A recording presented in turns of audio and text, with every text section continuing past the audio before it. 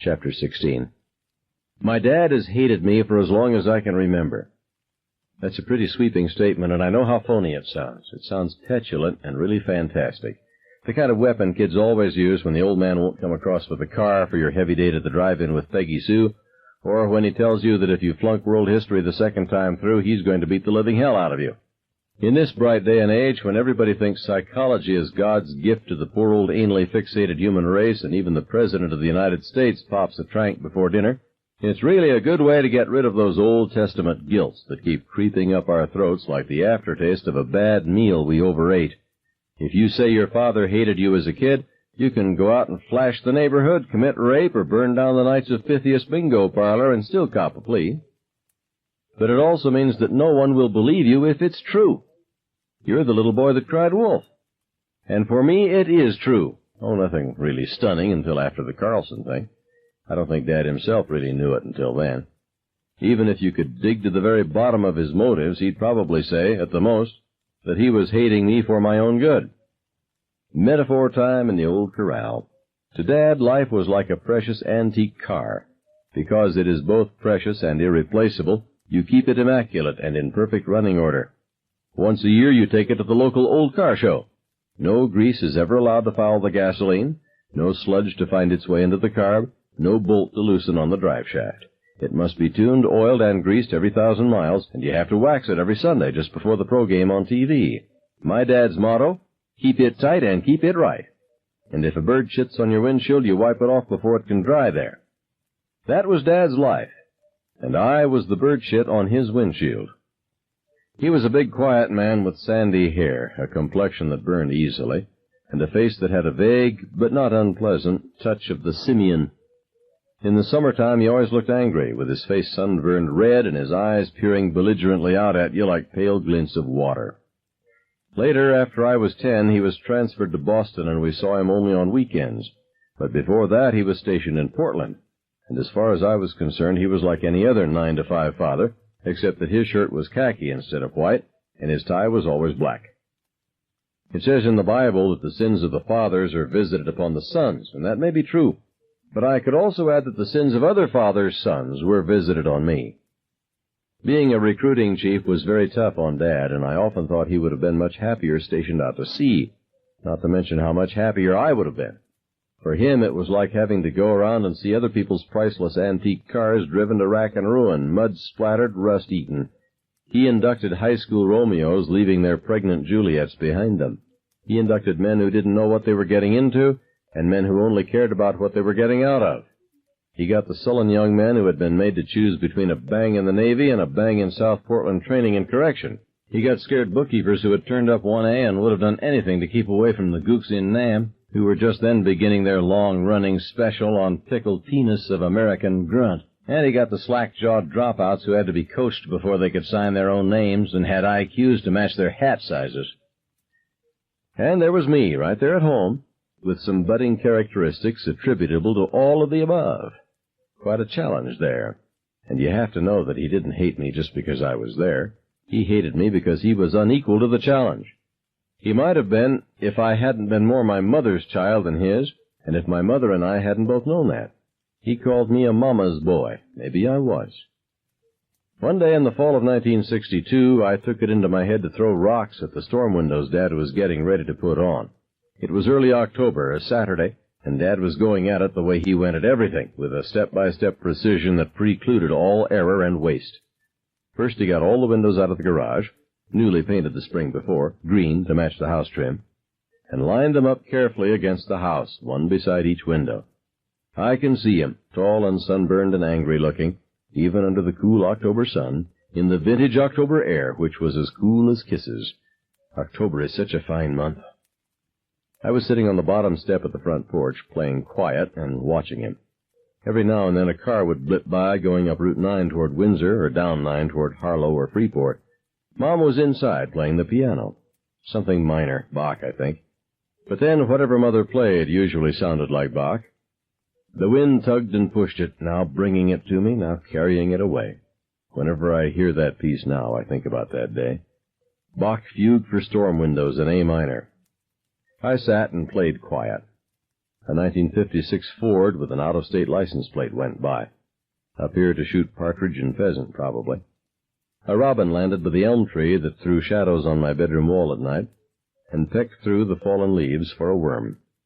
My mother played on, right hand rippling the melody, left hand counterpointing it. Mother could play wonderful boogie-woogie when the urge struck her, but it didn't often. She just didn't like it, and it was probably just as well. Even her boogies sounded like Bach wrote them.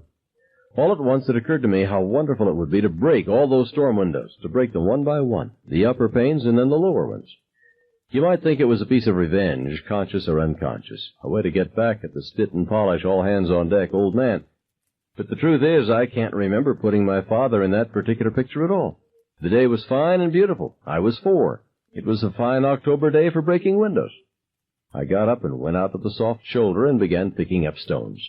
I was wearing short pants, and I stuffed stones into the front pockets until it must have looked like I was carrying ostrich eggs.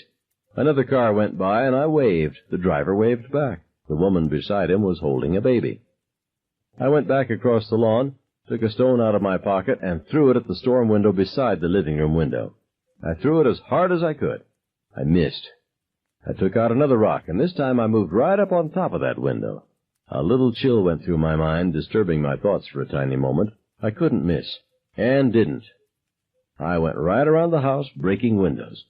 First the living room window, then the music room window. It was propped up against the brick side of the house, and after I broke it, I looked in at Mom, playing the piano.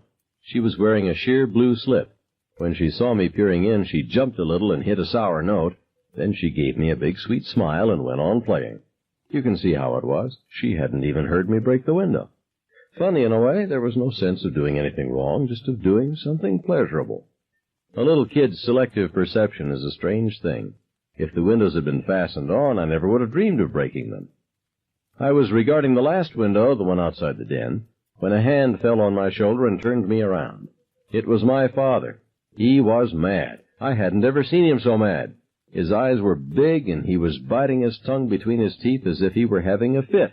I cried out, he scared me so bad. It was like your mother coming to the breakfast table with a Halloween mask on. Bastard! He picked me up in both hands, right hand holding my legs at the ankles and left hand holding my left arm against my chest, and then he threw me on the ground. It was hard as he could throw, I think. I lay there with all the breath out of me, staring up at the dismay and realization creeping over his face, dissolving the flash of his anger. I was unable to cry or speak or even move my diaphragm. There was a paralyzing pain in my chest and my crotch. I didn't mean it, he said, kneeling over me. You all right? You okay, Chuck? Chuck was what he called me when we were playing toss in the backyard. My lungs operated in a spasmodic, lurching gasp. I opened my mouth and let out a huge, screaming bray. The sound scared me, and the next scream was even louder. Tears turned everything to prisms. The sound of the piano stopped. You shouldn't have broken those windows, he said. Anger was replacing dismay. Now shut up. Be a man, for God's sake. He jerked me roughly to my feet just as Mom flew around the corner of the house, still in her slip. He broke all the storm windows, my father said. Go put something on. What's the matter? She cried. Oh, Charlie, did you cut yourself? Where? Show me where. He isn't cut, Dad said disgustedly. He's afraid he's going to get licked, and he damned well is. I ran to my mother and pressed my face into her belly, feeling the soft, comforting silk of her slip, smelling her sweet smell. My whole head felt swollen and pulpy like a turnip. My voice had turned into a cracked donkey bray. I closed my eyes tightly. What are you talking about licking him? He's purple. If you've hurt him, Carl. He started to cry when he saw me coming, for Christ's sake. The voices were coming from high above me, like amplified declarations from mountaintops. There's a car coming, he said. Go inside, Rita. Come on, love, my mother said. Smile for Mummy. Big smile. She pushed me away from her stomach and wiped tears from under my eyes. Have you ever had your mother wipe your tears away? About that, the hack poets are right. It's one of life's great experiences, right up there with your first ball game and your first wet dream. There, honey, there. Daddy didn't mean to be cross. That was Sam Castingway and his wife, my father said. Now you've given that motor mouth something to talk about. I hope... Come on, Charlie, she said, taking my hand. We'll have chocolate in my sewing room. The hell you will, Dad said curtly. I looked back at him. His fists were clenched angrily as he stood in front of the one window he had saved. He'll just puke it up when I whale the tar out of him. You'll whale no tar out of anyone, she said. You've scared him half to death already. Then he was over to her, not minding her slip any more, or Sam and his wife. He grabbed her shoulder and pointed to the jagged kitchen storm window. Look, he did that, and now you want to give him chocolate. He's no baby anymore, Rita. It's time for you to stop giving him the tit. I cringed against her hip, and she wrenched her shoulder away. White finger marks stood out on her flesh for a moment and then filled in red. Go inside, she said calmly. You're being quite foolish, Carl. I'm going to... Don't tell me what you'll do, she shouted suddenly, advancing on him. He flinched away instinctively. Go inside. You've done enough damage. Go inside. Go find some of your friends and have drinks. Go anywhere, but get out of my sight. Punishment, he said deliberately. Did anyone teach you that word in college, or were they too busy filling you full of that liberal bullshit? Next time he may break something more valuable than a few storm windows. A few times after that he may break your heart. Wanton destruction. Get out, she screamed. I began to cry again and shrank away from them both. For a moment I stood between, tottering, and then my mother gathered me up. It's all right, honey, she was saying. But I was watching my father, who had turned and was stomping away like a surly little boy. It wasn't until then, until I had seen with what practiced and dreadful ease he had been banished, that I began to dare to hate him back. While my mother and I were having cocoa in her sewing room, I told her how Dad had thrown me on the ground. I told her Dad had lied. It made me feel quite wonderful and strong.